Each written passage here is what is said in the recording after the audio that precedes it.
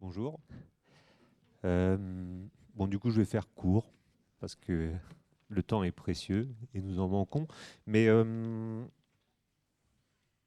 j'ai beaucoup aimé l'exposé de Lionel.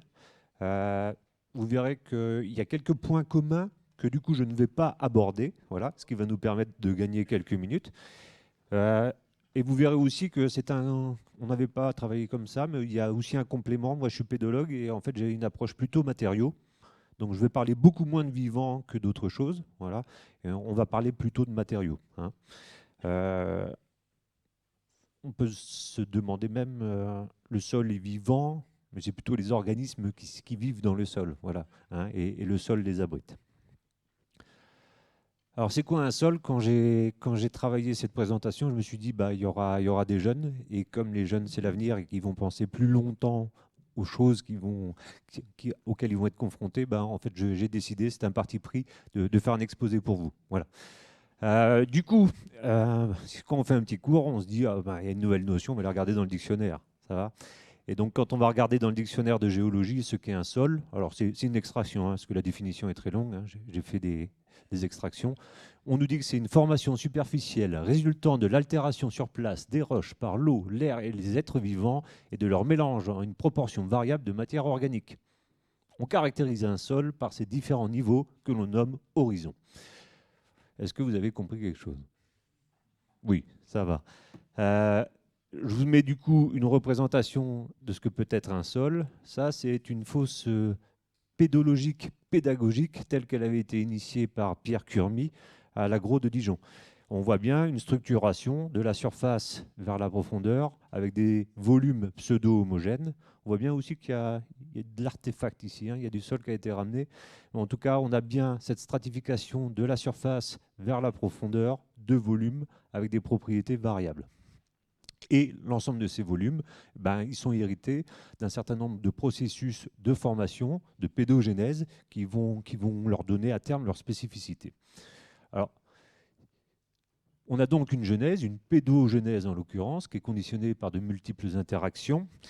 Ça se résume assez simplement avec ce que l'on appelle les facteurs de formation des sols, hein, hérités d'un grand nombre de scientifiques, hein, mais essentiellement ces deux messieurs, Vassili Vassilievitch Dokuchaïev, considéré comme le père de la science du sol, de nationalité russe, ou en tout cas de ce qui s'en rapproche le plus aujourd'hui, et Hans Genie, qui est suisse, qui a repris les travaux du premier et qui a essayé de les conceptualiser, de les formaliser. Voilà. Et ça nous dit quelque chose de banal peut-être, mais d'étonnamment puissant lorsqu'on veut réfléchir les sols, c'est que les sols que l'on peut observer aujourd'hui, dans leur nature, hein, et dans leur fonctionnement, eh ben, c'est une fonction des interactions entre un climat, un matériel parental, des organismes, du relief, et pour pouvoir produire du sol, il faut du temps. Voilà. Ça veut dire que si dans cette équation on change un des termes, en fait, l'itinéraire, la trajectoire sera différente. Une actualisation de ça aujourd'hui, bah, peut-être il faudrait mettre l'homme ou l'activité anthropique, hein, parce que s'il y a climat, organisme, relief, matériau parental et temps identiques, l'action de l'homme vient interférer les interactions, comme on a pu les entendre tout à l'heure. En fait, on va avoir un sol qui va aller converger vers des propriétés ou diverger en fonction des conditions. La formation d'un sol est un processus lent, on l'a entendu tout à l'heure, hein, quelques centaines de millièmes de millimètres maximum par an, alors que gardez à l'esprit que dans des événements cévenols sud de France, sous Garrigue, hein, on peut perdre quasiment 10 cm de sol en épaisseur sur un événement pluvieux. Ça va? Donc on voit bien que la balance milite il est très sensible de garder, de conserver ces sols. Et par contre, il est très très simple de les dégrader, de les perdre. Alors, on revient un petit peu sur cette notion d'horizon, hein. Elle est essentielle. Là, c'est un pédon, un solum, un profil pédologique, d'accord, si on veut donner un peu les éléments de vocabulaire, que l'on peut diviser en volumes unitaires, que sont les horizons, chacun ayant des grandes propriétés particulières. Ce qui est le plus sombre à la surface, c'est certainement les horizons avec lesquels vous êtes les plus familiers, parce qu'ils sont à l'interface. C'est ceux qui sont au contact de la biosphère. Ce sont les horizons que l'on nomme grand A dans la classification, le référentiel pédologique français. Il s'agit là des horizons organo-minéraux. D'aucuns les appelleraient la terre végétale, ou il y a beaucoup d'éléments pour les nommer. Ces horizons, c'est eux qui vont conférer la plupart du temps la fertilité au sol, d'accord ? Parce que c'est la dynamique de ces matières organiques qui va permettre, via les minéralisations, de pouvoir produire un certain nombre d'éléments nutritifs pour les plantes. Ce qui est souvent sous-considéré, ce sont les horizons sous-jacents, les horizons minéraux. En fait, ils sont souvent sous-considérés parce qu'en fait, comme ils ne comportent que peu ou pas de matière organique, en fait, on ne leur accorde que peu d'intérêt. Pour autant, en fait, c'est eux qui vont faire que le sol va être plus ou moins épais. Et l'épaisseur est certainement, le volume est certainement une des premières qualités d'un sol. Hein. La première qualité, c'est d'exister. Une grande partie de la surface mondiale ne présente quasiment pas de sol en quantité, et donc impropre pour la production ou pour la survie. Donc la première qualité d'un sol, c'est d'avoir une épaisseur suffisante. Parce qu'une des fonctions des sols, on le dit peu souvent, c'est une fonction support. Hein, support à l'enracinement. C'est aussi via ce volume des horizons dits minéraux, on les appelle S parce qu'on dit structuraux, parce qu'ils ont la plupart du temps une structure qui est reconnaissable et héritée de la mère, de la roche parentale. Et c'est dans ces horizons S qu'on va pouvoir emmagasiner une quantité d'eau importante. Alors, on a eu tout à l'heure des valeurs qui n'étaient pas des valeurs d'un sol vrai. On est exactement dans le même cas de figure. Là, c'est un sol moyen tel qu'on pourrait l'observer ici et là dans le monde. Ça rappelle simplement que le sol est un milieu organominéral complexe et organisé. Si on prend un volume de sol, dans ce volume de sol, il y aura à peu près pour partie la moitié composée de solide et pour partie composé de vide. Et que ce vide, en fait, il peut être tantôt occupé par de l'air, mais tantôt occupé par de l'eau. On comprend du coup qu'au final, le sol, c'est un matériau poreux. Ce matériau poreux peut être un habitat, et que cet habitat, il peut être variable dans l'espace, mais il peut être variable dans le temps. Si je fais varier la quantité d'air, si je fais varier la quantité d'eau, je vais faire varier l'habitabilité de ce matériau. On comprend aussi, quand on voit ça, que le problème numéro 1 du tassement des sols, ça va être de réduire non pas le volume de matière, mais le volume de vide. Donc la capacité à stocker de l'air et de l'eau. Donc, du coup, limiter la capacité à abriter le vivant. Ça, on en parle peu souvent, mais l'effet numéro 1 d'une dégradation physique des sols, ça va être une diminution de l'habitabilité pour les organismes. Alors, au niveau mondial, quand on regarde ça, on peut retrouver les travaux de Vassili Vassilievitch Dokuchaïev avec la théorie de la zonalité latitudinale. On voit que les bandes de couleurs, une couleur traduisant un grand type de sol, ces bandes elles sont structurées selon les horizons du nord vers le sud, selon les climats. Du coup, on déduit de cela que le facteur prépondérant au niveau international pour la distribution des sols, c'est le climat. En fonction des conditions climatiques, température, humidité, on va avoir des conditions d'agressivité plus ou moins exprimées qui vont permettre de produire du matériau terreux. Alors on voit aussi que par là même, si on regarde ici et là en Afrique, les rives des Afars ou alors ici les trappes du Décan, on va avoir des couleurs très particulières, indépendantes du climat. En l'occurrence, là, il s'agit de matériaux géologiques différents. Ce sont des roches volcaniques. Les trappes de Décan, par exemple, ici, sont des grands épanchements. Ici, il y a un nouvel océan qui s'ouvre. On va retrouver la même couleur ici en Australie, c'est un vieux socle. Si on avait un peu plus de résolution, on verrait que sur la cordillère, c'est à peu près la même chose. Donc le facteur d'ordre 1, c'est le climat. Le facteur d'ordre 2, ça va être plutôt le matériau géologique. Au niveau français, du coup, cette variation climatique s'exprime moins. Donc ça va être plutôt la présence-absence de certains matériaux qui vont expliquer la diversité des sols. Lionel l'évoquait tout à l'heure, on voit bien que, en fonction de la présence de matériaux, ici particulières, ce sont plutôt les sables, et puis des pH plutôt acides, on va avoir des sols très particuliers. Alors je me suis demandé, dois-je mettre cette représentation dans l'exposé du jour ? Je me suis posé cette question parce que vous avez vu, il y a une lacune ici. Voilà. Et je me suis dit que du coup, de manière volontaire, j'allais le mettre. La Bourgogne-Franche-Comté possède une cartographie totale de son territoire. Par contre, la partie Franche-Comté n'a pas mis en ligne à disposition l'information pour le citoyen. Voilà. Donc voilà, je fais mon petit acte militant.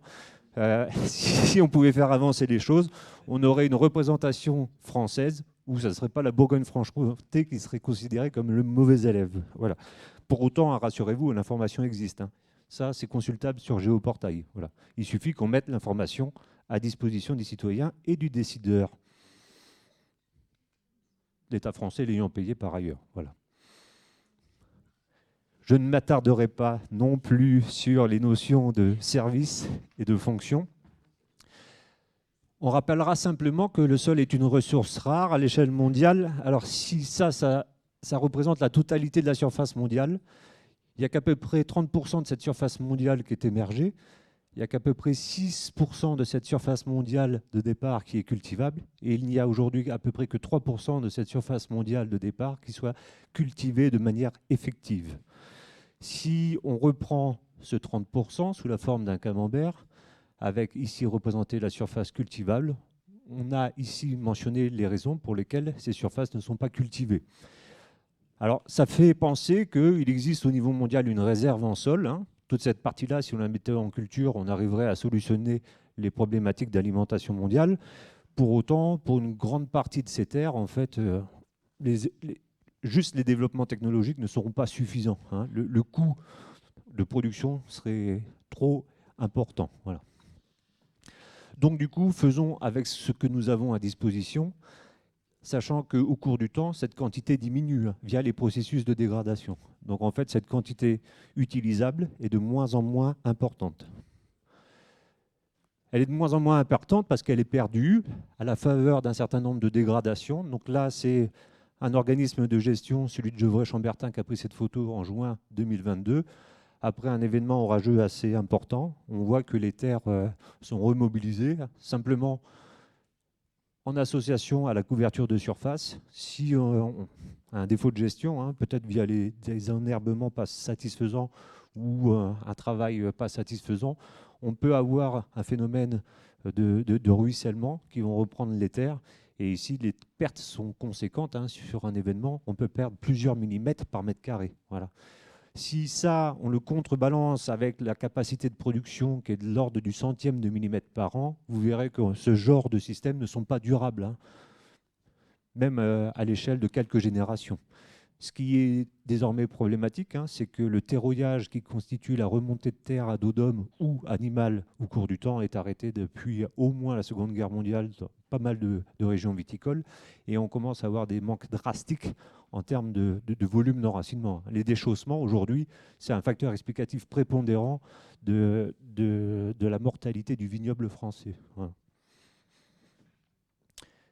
Et demain, demain, à ces dégradations aujourd'hui observées, vont s'additionner un certain nombre de pressions. Pressions parce qu'en relation au changement climatique, hein, on va avoir des événements extrêmes de chaleur. Alors on peut se dire, le sol c'est un matériau, donc ça ne va pas être si grave que ça, mais en fait, essayer de faire survivre des organismes dans un environnement plus que chaud. Imaginez qu'à la surface du sol, en Algérie, on a régulièrement des températures qui dépassent les 50 degrés Celsius en été. Voilà. Donc ça, c'est quand même assez drastique comme condition. Les événements de pluie extrêmes, on ne sait pas exactement aujourd'hui ce que va être l'évolution en termes hydrologiques de la distribution de ces événements. Par contre, ce qu'on sait, c'est que leur occurrence va augmenter. Voilà. Donc la photo avec de l'érosion de sol, telle que l'on a vu tout à l'heure, on le verra de plus en plus souvent si on ne trouve pas de parade. Et puis les autres éléments, peut-être, impactent moins le sol, mais de manière globale, ils auront certainement quand même un effet. Voilà. Et je vous remercie de votre attention.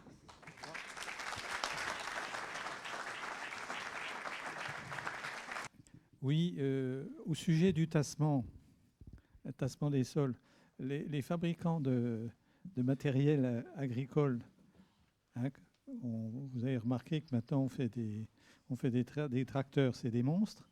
Hein, on fait pour soulager le travail de l'agriculteur, mais au point de vue tassement, ça a une importance très très grande. Hein.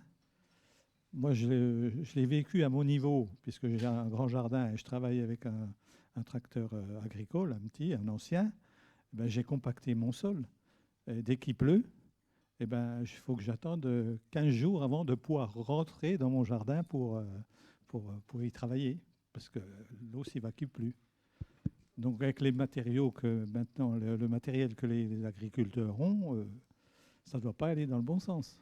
Alors, bon, je ne vais pas jeter le probe sur les Non, non, agriculteurs. mais Non, non, mais je partage pour partie votre constat. Et j'ajoute un élément sur la table. Parce que je vais voir pas mal les équipementiers. Et ils commencent à vouloir avoir envie de parler avec des pédologues ou des gens qui font des sciences de l'environnement. Donc c'est plutôt bien. Et on voit le meilleur comme le pire. Honnêtement, hein. On voit certains fabricants qui continuent à vouloir développer des machines surdimensionnées. mentionné tout. Voilà, il faut appeler un chat un chat. Certains engins agricoles sont interdits pour rouler sur la route, hein, parce qu'ils abîmeraient la chaussée. Voilà, c'est ça qu'il faut dire. Ce qu'il faut ajouter à ça aussi, c'est que beaucoup sont persuadés qu'un travail de reprise peut détasser. D'accord. Alors, soyons très clairs là-dessus, hein. Le droit suisse, par exemple, hein, la Suisse n'est pas dans la communauté européenne, elle a son droit propre sur les sols, hein. Si on a roulé avec un engin mal équilibré 3 fois à un endroit, le sol est considéré comme dégradé pour toujours. Donc il y a une taxe à payer, hein. Voilà, on en est là en Suisse. Euh, Toutes les simulations montrent et toutes les observations montrent que les tassements les plus féroces en France sont au-delà de 30-40 cm. Pourquoi? Parce que le tassement, c'est cumulatif et ça peut aller jusqu'à 1 mètre de profondeur, hein. Quand un engin agricole passe, il est surdimensionné, et ben, il va tasser au moins jusqu'à 60-80 et parfois jusqu'à 1 mètre. Par contre, au-delà de 30 cm, il n'y a jamais quasiment de travail de reprise. D'accord. Donc ce tassement, eh ben, il va rester. Voilà. Et c'est un facteur explicatif aussi, ici et là, d'une chute des rendements sur les productions, hein. Voilà. Et puis accessoirement, on en parle moins pour l'activité microbiologique, parce qu'à ces profondeurs, en fait, comme il y a moins de porosité, l'activité est moins dense. Voilà. Et donc, mais si on était en capacité à la mesurer, certainement, en fait, on observerait aussi une chute de l'activité microbienne. Voilà. Alors, il faut ajouter que en forêt, aujourd'hui, les machines sont devenues énormes aussi et qu'il y a le problème redouté et parfois contrecarré par différentes techniques du tassement en forêt. Et à une autre échelle, dans beaucoup de réserves et de sites touristiques, le tassement piétonné des visiteurs est aussi un facteur important qui amène à déplacer les sentiers, à les recouvrir, etc. À ce propos, hein, un élément d'actualité, hein, il y a un plan national sur les sols forestiers qui est en train d'être ouvert, simplement parce que pendant longtemps, on a cru que la forêt, c'était quelque chose de romantique, une sorte d'Eldorado vert où il n'y avait pas de dégradation. Et en fait, ouais, la foresterie, ça n'est rien de romantique, en fait, la plupart du temps, hein. Quand vous passez après une coupe, c'est quand même très bouleversé comme système, hein.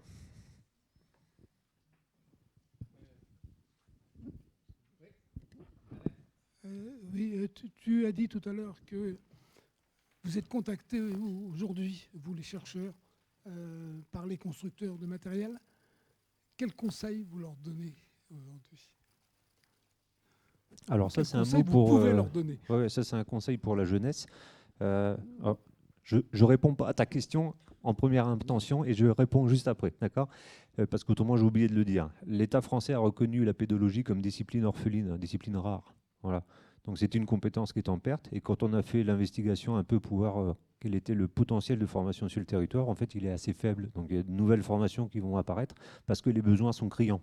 Donc un message pour la jeunesse, hein, si vous êtes intéressé par l'environnement, par les sols, par la protection des sols, il y a tous des champs d'emploi qui vont s'ouvrir parce qu'on se rend compte que ça fait depuis tout le temps qu'on sous-considère ce volume. Voilà. Et du coup, les industriels et les autres s'en sont aperçus aussi parce que, en fait, mieux considérer les sols, c'est une opportunité de renouveler le matériel agricole.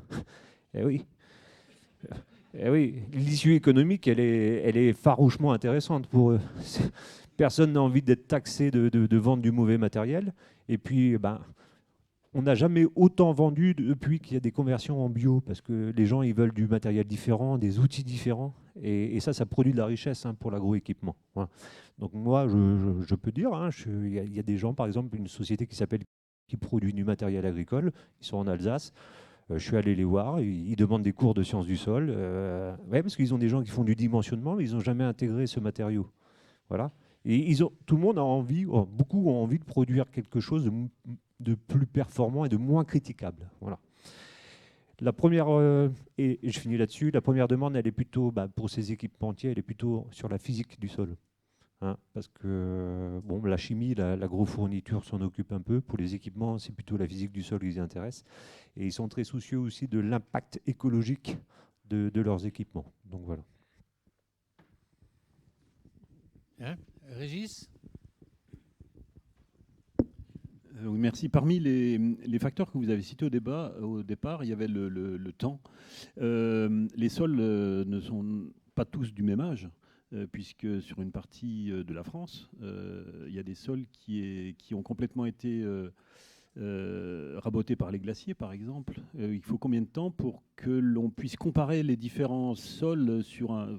est-ce qu'il y a un critère de climatique sur des sols qui finalement sont à maturité, ou est-ce que les sols des zones montagnardes qui étaient couverts de glaciers sont arrivés à cette maturité?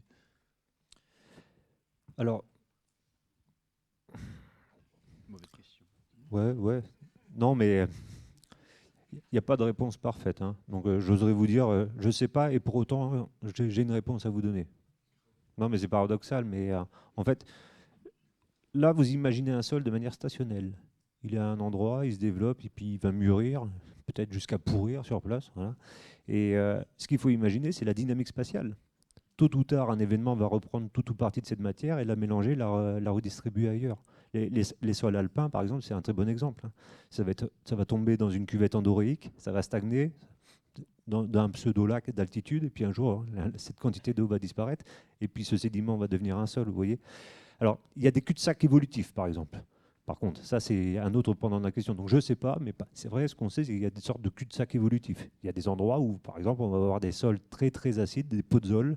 Une fois qu'ils vont arriver à un certain état de différenciation via les processus de lessivage et d'exhibition, quand il n'y a plus de matière à transporter, ils ne la transportent plus.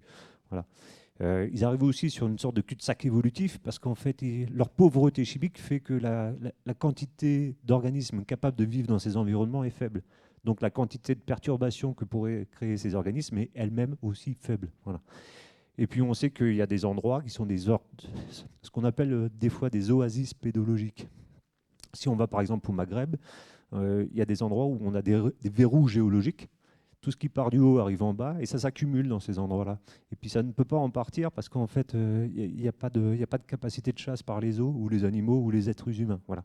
Et donc ces endroits-là, c'est des endroits qui persistent avec un sol souvent de qualité moyenne, mais c'est mieux que de ne pas avoir de sol. Voilà. Et ça, souvent, c'est entretenu par les peuplades. Vous voyez ? Donc en fait, on n'arrive pas à un cul-de-sac évolutif comme dans le cas du sol précédent. Voilà. Donc la réponse, je sais, elle est imparfaite. Hein. Il y a des sols qui sont plus riches que d'autres, voilà, et des sols qui sont plus propices que d'autres à accueillir les organismes. Par contre, moi, je suis assez opposé au terme de qualité des sols. Voilà, je vous le dis, ça peut paraître bizarre. Je pense qu'on peut essayer d'améliorer la qualité de certains sols. Okay. Par contre, prenons garde à une sorte de standardisation. Il est ici et là dans le monde des sols qui ne sont a priori pas de grande qualité, sur une entrée anthropocentrée. Par contre, ils ont des propriétés particulières, c'est peut-être pour ça qu'ils sont impropres à la production ou autre, mais ils ont des propriétés particulières qui font qu'ils abritent des organismes particuliers. Vous voyez. Donc, si l'ambition c'est pour ça, c'est juste un warning. Si une ambition via un concept de qualité, c'est d'amener tous les sols à une qualité standard, ça veut dire qu'on va réduire aussi la biodiversité. Voilà. Et qu'on va perdre une certaine partie de ce que l'on nomme la pédodiversité. Alors ça, c'est un terme qui vient plutôt de l'école russe, la pédodiversité, mais je pense que c'est aussi d'actualité. Si on considère la diversité des sols, le concept de qualité peut être très bien parce qu'il va aider à sauver certains, mais peut-être, si on est excessif, il pourrait aider à faire disparaître d'autres sols. Voilà. Encore quelques questions?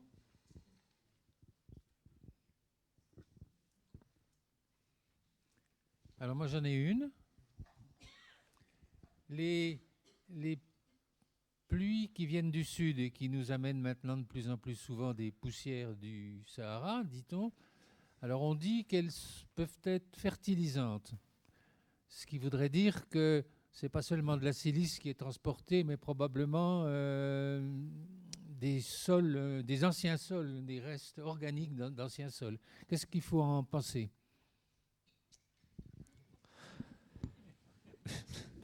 Que dois-je penser des poussières sahariennes?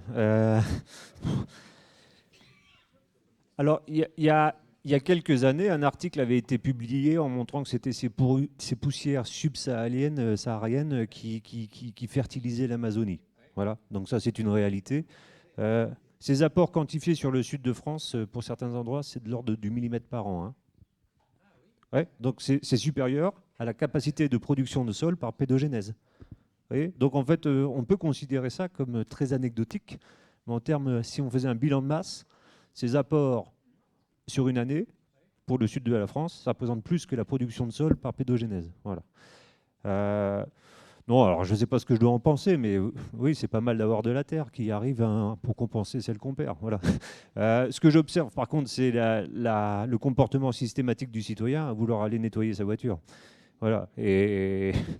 Et donc, du coup, si je dois avoir un point de vue, c'est juste une observation. À chaque fois qu'il y a des pluviaux lessivas, c'est comme ça qu'on les appelle, et à chaque fois, chez Éléphant et toutes ces enseignes, ils font des records de fréquentation. Voilà. Mais bon, voilà. Oui, mais là, la voiture, c'est un monstre sacré. Ah, on touche pas à la bagnole. Voilà. Ça se fait. On touche pas à la bagnole. Alors, il serait peut-être intéressant connaître la composition de ces poussières, quoi. Est-ce qu'il y a une part organique, voilà. Ouais. Alors, sur une entrée de la composition, la fraction organique est très faible, hein. Ah, bah oui, ça vient d'environnements où de toute façon la production de biomasse est elle-même très faible. Donc non, ce qu'il va y avoir, c'est plutôt ici et là des phosphates et un certain nombre d'autres éléments associés. C'est ça qui est très bénéfique dans les systèmes amazoniens, hein, parce que les sels, de manière globale, sont quasiment absents du système, hein, parce qu'on est sur des matériaux assez anciens qui ont été très abîmés par la bio-géo-altération et puis qui ont été exportés. Et donc même un certain nombre d'espèces animales, hein, dans les systèmes amazoniens, ils recherchent réellement du sel, hein, en fait, pour pouvoir créer leur tissu, hein.